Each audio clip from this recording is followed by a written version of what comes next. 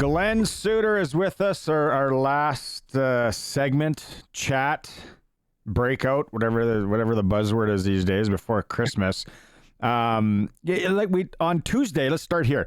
On Tuesday, we talked about the report card that was released. You've had a few days to think about this. You're not sure why they released it.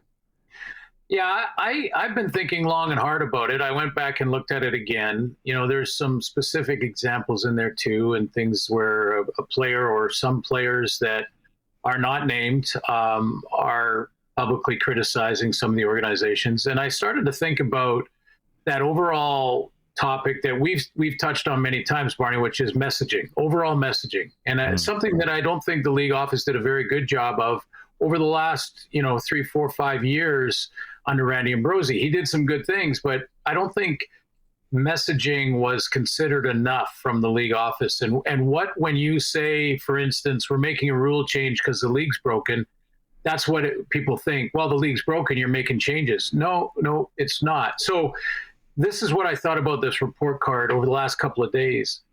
What is the benefit to the league, the game of football in our country, the teams individually, or the players? What is the benefit of, let's say it what it is, airing your dirty laundry publicly?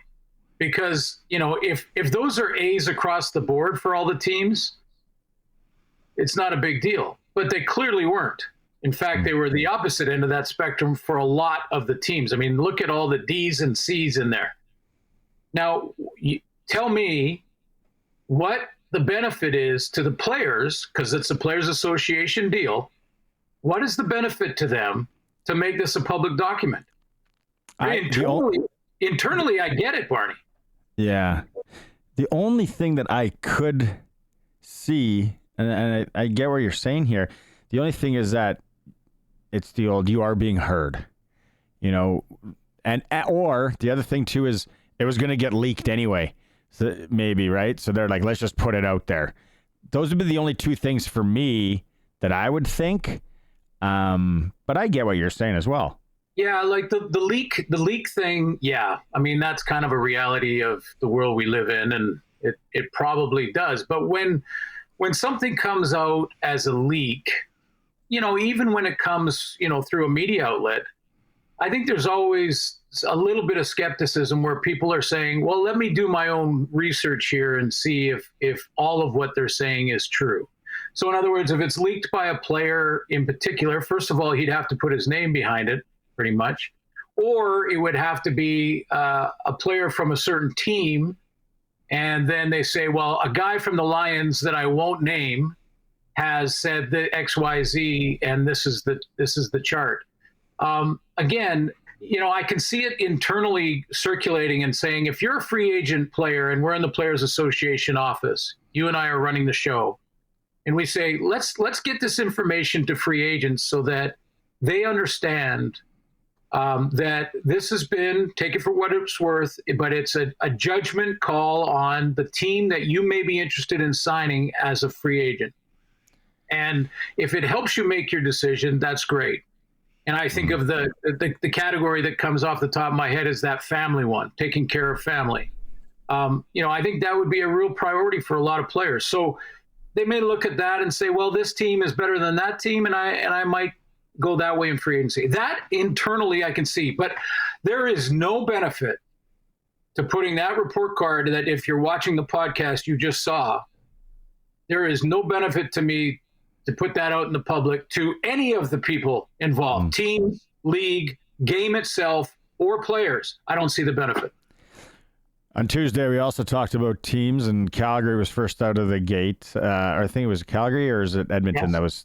That was Calgary. That was fully loaded, coaching staff, been released, all that. Riders today, new guy in the fold is Travis Brown, linebacker coach, 8 seasons in the CFL, 6 with BC. A guy that's coming with a lot of experience. What do you know about him? Well, I remember covering him as a player, and when he was playing the game, and knowing that he was one of those cerebral guys, one of the guys that were the They were the guys in the huddle that when you broke the huddle, every one of the players who didn't know what they were doing on the play, and believe me, that happens even at the pro level, which is always just a eye roller to me, is like, how can you be a professional athlete and not know what you're doing in this particular defense? And it happens all the time. Anyway, that he was always the guy that made the corrections and knew what everyone was doing, not just what he was doing in his position. Every free safety has to understand that in the league. Pretty much every middle linebacker is like that in the league, where they know everybody's assignment on every call. So, yeah, he's that kind of guy. But I think what's most notable is, that the Riders have announced this right away.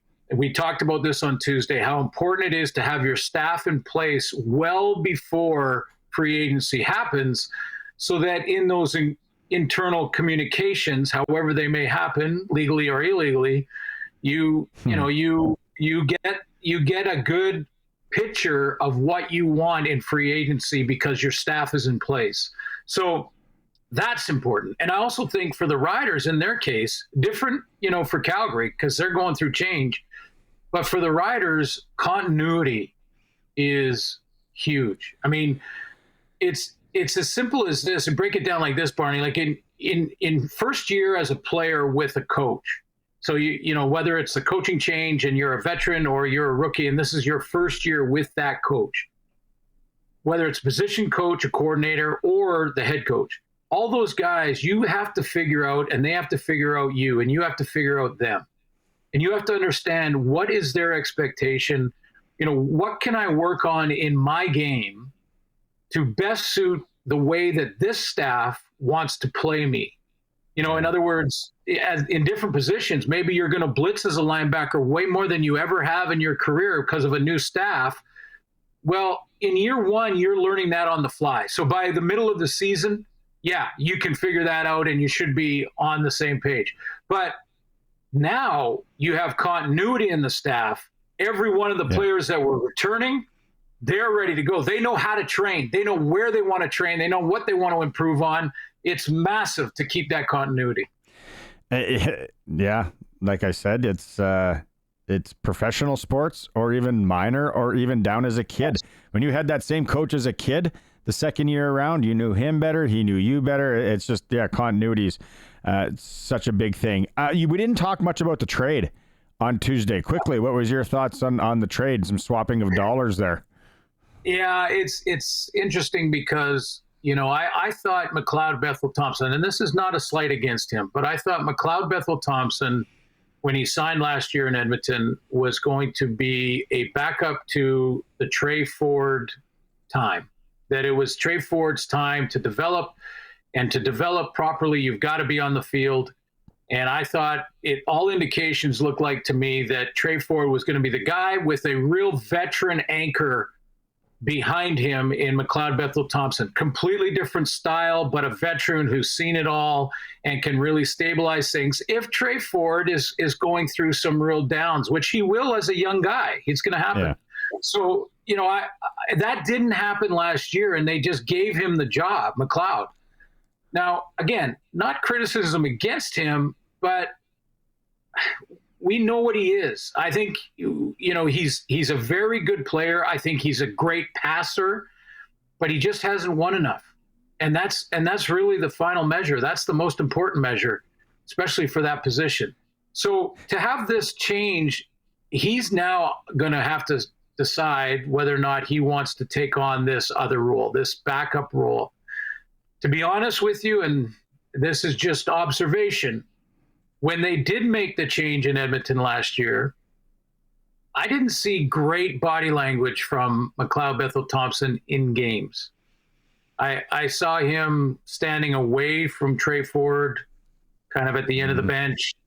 And I'm not making a judgment necessarily here, because you just don't know. Maybe he was great behind closed doors in the meeting rooms and all that. In fact, I have heard that both of them got along well, and Trey Ford learned a lot from McLeod. So, there's some balance to be had there. But he's going to have to, and so will Cody Fajardo in this new role in Edmonton, is now going to have to figure out if they're okay with being in a completely different role. And, Barney, when it comes to Cody, he's kind of like, remember the Rodney Dangerfield era where he had the whole can't get any, I know I'm dating myself here, but can't get any respect was his big stick. Like he was always, I don't get any respect, and he'd have his tie and all that.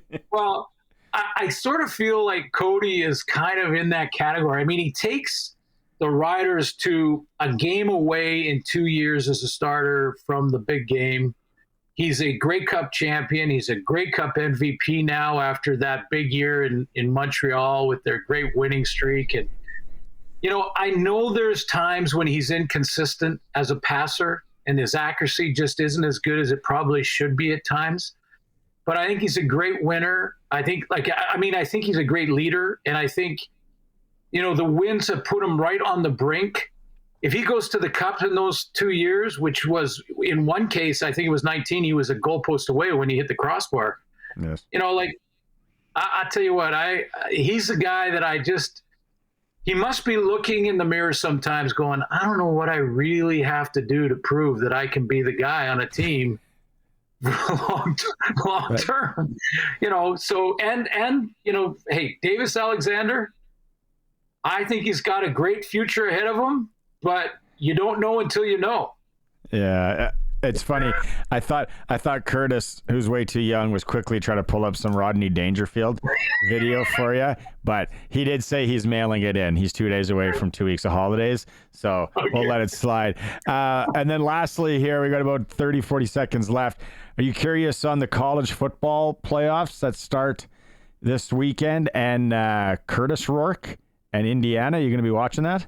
Yeah, I will be interested in that one. And I'm always interested. I always watch college football, but I don't, and the NFL in the off season, but I don't watch it because I'm cheering for one team or another, or I'm excited about, the Rose Bowl or whatever bowl game it could be. It's because I want to hear how they talk about it on the air. I use it as sort of training tapes to watch games throughout the winter down south and see how they describe a first down when the guy runs a 10-yard curl and the quarterback throws it on time. How do they describe that? Because, maybe there's something I can learn and add to my game, steal from them. That's my game, right? I should say. Yeah. Because you get no respect. That's right. Always got to get better. Always got to get better. It's been a pleasure, Glenn. We're off next week, and then we'll hit you up the week after. Have a great Christmas, you and the family. If you're doing some traveling, travel safe, and looking forward to it. You too, Barney. Everybody in Saskatchewan, have a great and safe Christmas.